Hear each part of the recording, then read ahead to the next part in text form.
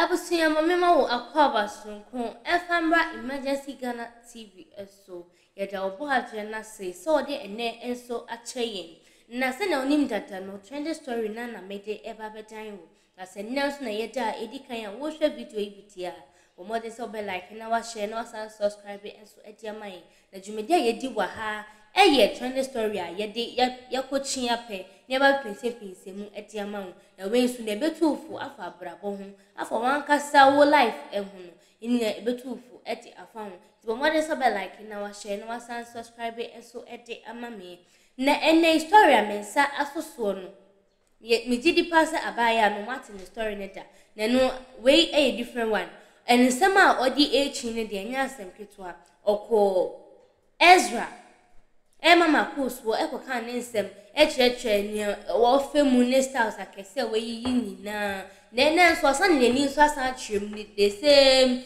ni pakro na asan ne ni atwem wo sompa na nsem nso ohwegu ono nso nya asem ketwa yenku ne yenku hwe video no ne nsem abaye eka minim so no nko na ahokire no nyankopon de ma na so no nko na ahokire ne bi se Sompa FM. Yo, odi etenase ade kro ni nyina ba chirim. Ame ye nyina ye tie bi. Na de mo ye no precious enye. Na akọ. Wodi etwen hwe baby no. Nyo na akọtro se wo po bi de wo ma che no se de ye kra. Hey! Yo.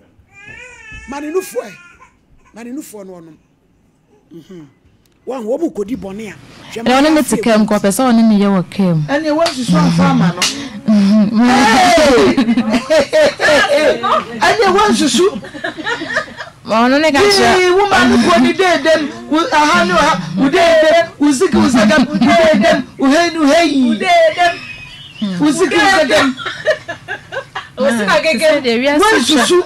Wi asi twa me ma o. Mama fianga ho. Mama bra me yin style. Sima na kayo. Mama so me. Mama me anka enchine nkamfo no ho de but be ma onu mehia bia. Ene nne ni onyame o sa pese onu me nye bi. Wo mo se de entia. Omo so omo wura me mu ana electrical shock.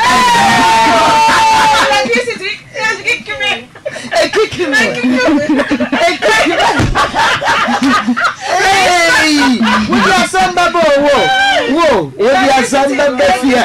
Minim za na omo de dem ma omutimi kan nsem. Kan nsem na kire na mo se de yin. Omo ye ma me ye street yo. Ensem ka otimi ga say let's be them yin style was style we dem ko bi ko yi me wa bonten de anka meto me fon kura to atwene nso. Obi ko yi na bonten ko beto fon na atwene nso. Ka me nso ne ngakala. Stars be no. We just stars be no. Hey, what Madam, wona atu ya wo bronsam su. Bacho. Me say, nyawo na utim me nua akosu ati show so a wo bronsam. Precious, etiti a wo ye. E de pa na wo penya. Onse wo ba me kra na me hu. Wo pa ye no anim no ase obi a me nimu. Na me busa se ase me nimu ba bi na ase me nyam no me ba ha. Wo foforo no wo ba ha.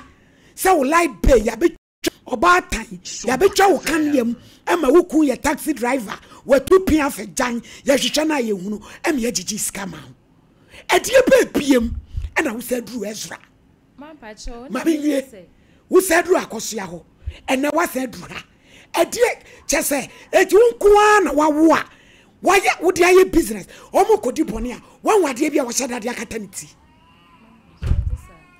wo ba ha na wo gigi scan go si sai ana me ka se musika na evidence ni nyina o me phone so mendi na de nti a ma me dia yi ni kata me ni ma se bia me ko TV ni so sa na ma mfo de church me ma me a na o su sa na jai kwai e ti nko na wa wo a wo fi one TV station to another bo ho na me koye ma nko se o mo nko gigi scammer me o na kwa dey Mimi ga cho mo se mi pe obi obeje me bana no me ayi titiwa me de kwai to mo npo na na ye de tin nsama me keka mpo no ai so mo ne se me nka nsama e be ye tintini Opua. Wa mo ne ka asa keka nsama o keka yi. Da bi me che se o mo se precious story ne nya dey enwa. Tambe no mo ka asa akire. Tambe no mo. Tambe no mo ka asa kasa. Say before so mo de me kwa ko rest studio ho. Na me ka cho me. E no mo ka say keka sansem no. Wo ye akoda boni. Say wo ye sa na oni akosia oni na ni ni yie. Man ka cho tie me. Fro ko no wana men kasa. Mama kasa. Precious, mama kasa. Say wo betena keka we ya. Na oni akosia ani ni yie. Mama koso ani ni yie. Wo mo adaje. Ye do ko se ba bia ko chiu. Se ko keka nsem. Atre na wo ye sa. Etu ko akosia wanyi one city kura ma. Ma pa cha sa na me chire mu me tie. Me ko me ka cho me nyem ni say me ne boy ni case di ka de ko. Nti me kwampo me ko me ka cho me say me wo fufuro ne me ba ha sei. E mo kwampo yes ade nti na me nyem no mo na di ya asem. Na ma wo a me san o mo de aba ha sei. Wo kwa no mo si ade nti no wa so mo de asem aba ha. Hey, what a kind. Ekwia no me ekwia no. Me ekwia no. Wo no kan ye. Onu mpo na be hia me ase ho de me fu. Sa ade nti na wo de wasem aba ha. Ade nti na me nyem o mo na di ma asem. Mama wo awi a me san o mo ho aba ha sei. Na mka cha me so mo kwa na me ni case ko bi na de me ba ha sei. E ma mo kwampo me miska me di ko twa lad be. Na sisi ade hia me ma ba o mo ho ni sei. Mi pobi obeje me ban. E na o mo ni mo me fu sei. Me sira wa uri atwa ni nyina mam na me sende makoso. Me de pan se ma wabusa me sa asem ni mu. E na o mo ni tu me fu sei sa asem na me kan de sisi a me ho kire me na me ye de. Me ka sa ati da chi bi nya me hira me ko nipa ko so me ko akwaje me ba. E na me si da bi. Ti o mo ni me ko tina na mo se me starting free me nyem na me ba na me so o ma so no de atwam. E na nya no so ntina me ba e. E na o mo si da bi o sa me ma story ne ye de. Ewa. Ti me so asa me hu ansam kura me nye de ma me nka. Ti o sa me de ma adwen. Ke kan sem bi na ewa. Ehu hia. Ehu hia me ka we wa ha. E ma me se obi. Ma me nse o moda. Enia no ti me de enne no ba wo san ba ye nye wo den. Se ma pa cho before sa me ko me di kan frɛ me production line. Ai. Ti na brand se obe frɛ me. Na asem na me kan de ya asem kese. Nti wo de me nya abotre wo dwene ho. Ti mimi ko okromo no. Na se wo maame wo wei krobes wo maame wo ye yalefo pachan wo ya ne sa da na me ko ho mpo no me bra mpo hu ye onne ma ya aka na de wo ye no say ye too much rodo etu kwa no wanyi sen ba ma na ne wo ye no wo wei man pachan na me hu ba bi o da na me ko TV so na amanfo frɛ ne ka che na me frɛ ne kwa ne nko sa wa se ne number no nsa na wo frɛ me ntimi kwa na me ba he me ma ne ya we no ni so se ni ye mu mpa o ma ye nyina ye nye de ye mra wo ma wo ku ni ya we se ne so ba ha abaji sika dabi me pesa me de nkura no e na wo ku ni so aja atum se fa wo ma ne mo obi IBJ mo nyi ni ku ni number na mo frɛ ne ma ye ntimi kwa mka so o ma ye nyina ma frɛ me nti o ma ye nyina ye mra na o so IBJ ba ji ni ku ni number na frɛ man pa chenye se bia me ko TV so say me ko sis oh dabi some ma me wo me ba we me ho kire me pa me ho kire me kura chen se ma won tafo me kura mpum TV so na ya na me frɛ but pressure ne ba o so ama o ko kula wo hu se TV so na wo ko hey precious one o do and an innocent face jai dia wo ye no wate ma me mpene sa ho na ba ma no nyi nkura ne maame e o maame afu woni nua ba bia nso ni nua ma no mo ye mi waso oni ni ku kasa nti ni ku kura se ni ku se enso se wonfa ne ma ne mra ne mfa ma obi eti fre ni ku kro no ne amusa ne se no kura ba gi ni ku ni number me se champo de ebrem na saate na mo ya mo huri free every step ma pa cho Ezra for ni ka say me de say u bisa me ho asem ti omo ne ka kire me se nka me nko me kurom omo be kwa be fa so abon me nka me nya adwuma bia ye den aye ne ma me ko so mu a metimi aye bibi ntomo ye se ko mbe fa bidie na nka me nsa mpe nso na nka cho mo se me fridge no moto na se ntomo ka sa me ko repair fe de ma Saturday no me fra ma akua ai ye nya ma se gisa wo ko sompa ma mo gigi scammer ana me se ma sa me ba me kan ni nyina akire mu aho kire wa ko me se ma sa asem no aye me ya besine ya ba kwa na me ka kire wo kire wa ko abusuafo ho wonya papa ntina yesre wo social media na me say oh ma na kadia no kon kan kire wo da bi ma me ba ye no kadia no mon kan kire wo me kan no kra kire mo say e ka ma ku ya nkede en kon kan kire why you innocent with precious me minim sa wonye ma ye de me ye ma de nti asam na ye me ya ne se wa ba betina ha be pronsam so se e na wo Ezra na ma ku ya hu no se ade nti na wo de wasem akosompa e na fa be create confusion mo na one radio station to another na mo create confusion na me ya mada so ade me nyama ni so a me kan na wo me ko so ankanya me nkwan ka me wu me ntwan to ma me ne so da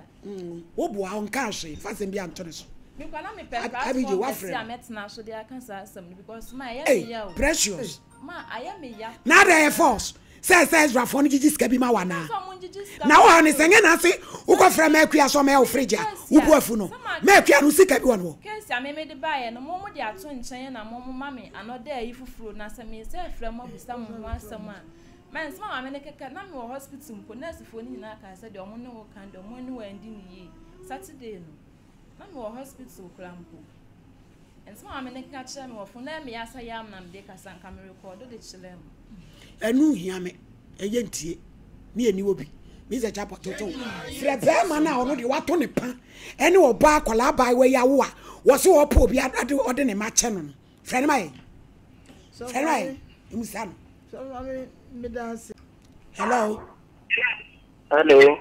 me pa cho Mr. Boachini ya fre me wo hini ni me ya adwuma Osompa TV so wo me pa cho na ne precious awo na they say wo yire no oni nam one radio station to another nti Boachi ni ababa we wo ye wahu wani je ho se ame o ba yi ni wo si wa no pa no ka kire wo se wo ba TV so no de wo ma no akoche e na wo si a on fa nkola ne mra no kura bi wo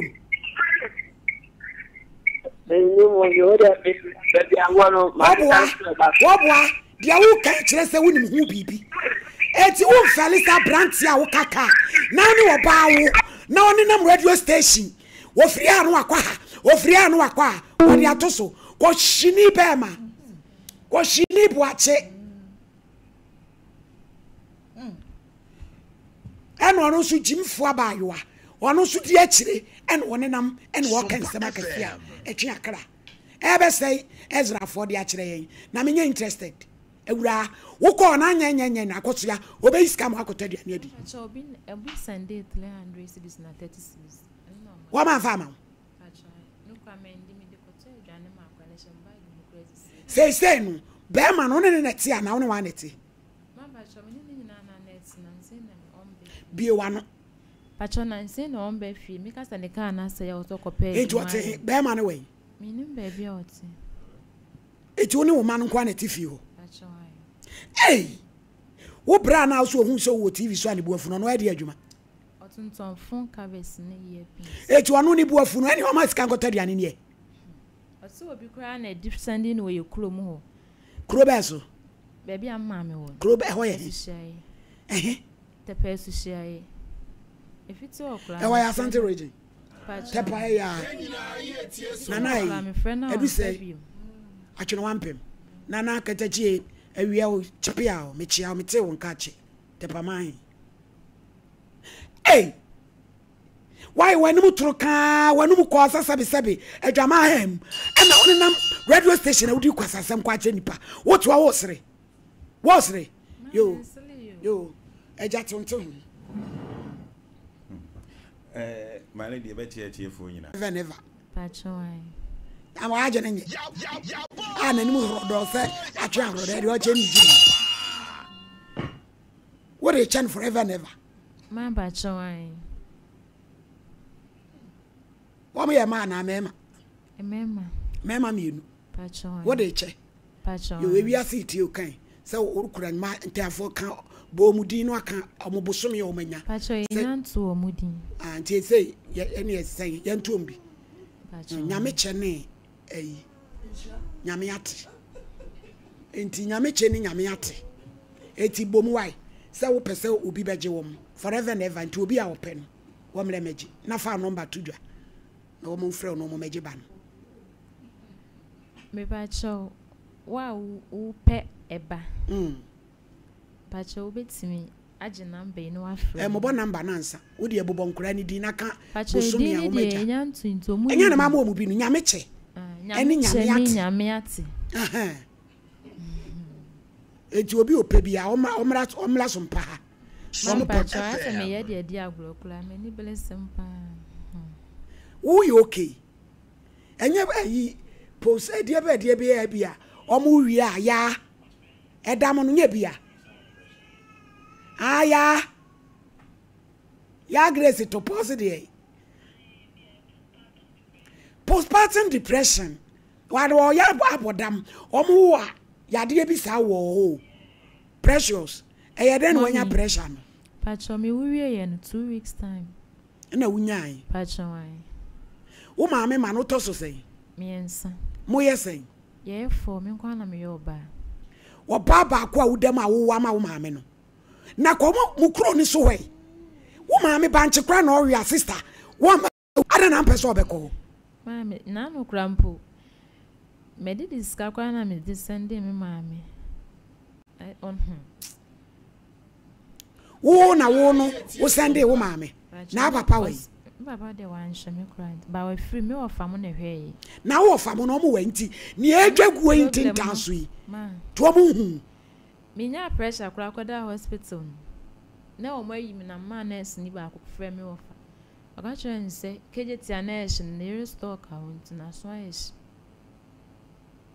misima yan kan sempio me ofa o skapa o timi kwache TV okoche TV 22 pieces me ma me to wa me ni bi okoche no we ye kromo ota kwaya adoye wo nso ma me wo fa na okro imu o kromo ya ne store PZ your friend say Ajingo Enterprise wo fa pa me ma me na di na chi ana pressure so ya kola boni ma ba cho da bi e no mo moa wo me ma me kra ma ko mbehe ma me kwa na nko mo nhye kra nka epe ma nsempio me ma me abele me nana ho aseme kwa na mpe ba bi ameka me nana da from 7 years ikrom ho mo hwede obi anim me ma me tja ni nana ma affect ma me nana wuye na me wo fam se o ma me ewu nti ma me so man hwe no ne man so aye ni bi ti me bra panyin na me ka so tonton fon ka be on na na ehye no ti ama me nua na odi machiketo ano onu se wode kom kra na VSS we o man fi na kra keto de akoshe galamsas to no kra na ya na obobo a me ne se na ano me fe no so just fa ba be hye o mo machine ti na no ko no so wo fla me wo fa ba ku na o pace ka kla wo no Sima ensempi. Nani odi bani na radio station ni TV station. Kwa wo fa ho PZ ye. Ah. Me ka se me ma nurse ni friend kwa. Me ko ha me nya mo e bia mfiri ho. Se wo hu se wo ne wo fa se wa be gina okura wo ma. Wo mfiu. Ma. Me so de ye ko se ye de ma me John ye ka se ma me nuane Ajingo bia be ka se ye nka ensempi ye buhua ma semuntiama. Ekrom uwe fiama obesiasi ekrom ho a okasa ho kire okro bi anjindi to ma me na tifi ene me ma me panyini ni kun ma me panyini ni kun abrosan was accident ya bo ho to mo de abrosan na so na ma teacher ni ba bi na te wo plepla na ma me wa abrosan na se na ma me panyini wo danti enu oni ni kun ma ensempi ti me ma me adamfu bi onna ya na yenye sika nko obo me ma me ne ne kwa afu ma last week Saturday maame na frɛ me ade chen Sunday yes maame no so awu abi je mfa ko mienu ni ensore why sem no dos e promise yo ye ntumi nyi kwala ase ye fa ana obi meje it is why serious or precious any agiro ko social welfare na mo ye nkrata to so wate na jaya nanti no enko ba bia biem eye na akoba bi nsu obi eboa wa enko se nipa na oba bi foforo se de ode Ezra fo abetranka wo bekeka mo nsem no yenye sa wate enka bi o maye na makua se na ho ase no twaso na makua ne se bi so obi bi ani no eyemwa no mo so boa wo wo ko no so mo ma 1 cedi kura ananam so ni so ma unya 1 cedi kura o ma boa wo precious no nyadwuma bontere na kura no ya obaje wo mo ana do me ko de kan ya pejuma ma omo e unya djuma obeye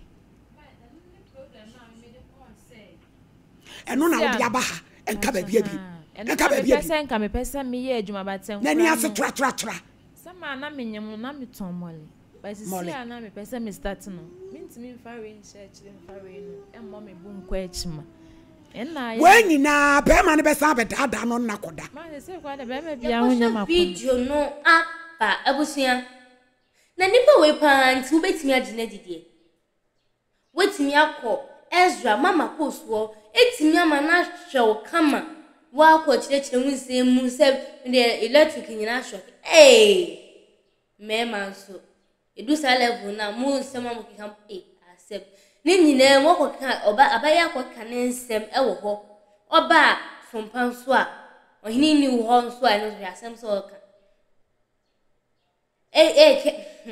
asem abaya yi ka hu bi ena na emanipa enjini pendi waba me ho maboa esa na makotena radio fufuro so esa ka me ho asembone anya hwekwa no fi ho no o ma 2 series anasa 1 cd kran wanya bi ka wutina afia anka kom ne bedi waku na minim ge na den onu kwa na eve ne sei aho kire na ebi woni fia na ento no do be chi stations ni nyina so akosi asem me de me ba akoche it is a kwani ye yo beka se ne ba eno na menti ase se nkra no obi be adopt o mo na de o mo ko a na se nkra no nyame ya de no mo so mutimi be ye mpeni pa aba o de sabe tere se me banie ewiase abatan e ka so batan pa obeku ne ho abma ne ma enya obatan ne ho kire na o de ne ma e kwa akoche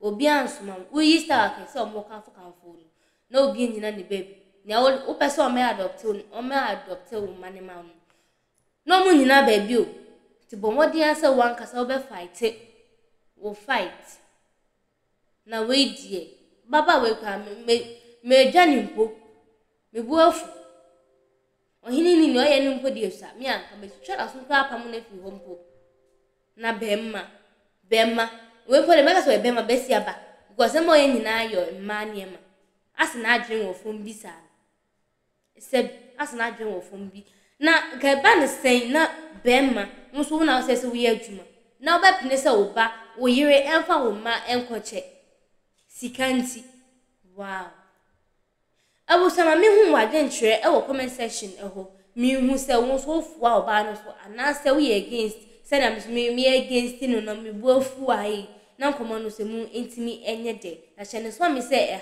emergency Ghana TV na mema renfi eso se obelo like na wa share na wa subscribe eso amamie na me am di media wo cham no se dia meje so na ne akosia faculty. Have you ever tried to buy something online only to get scammed, or have a seller waste your time? Or maybe you're a seller who spends hours preparing an order only for the buyer to cancel last minute?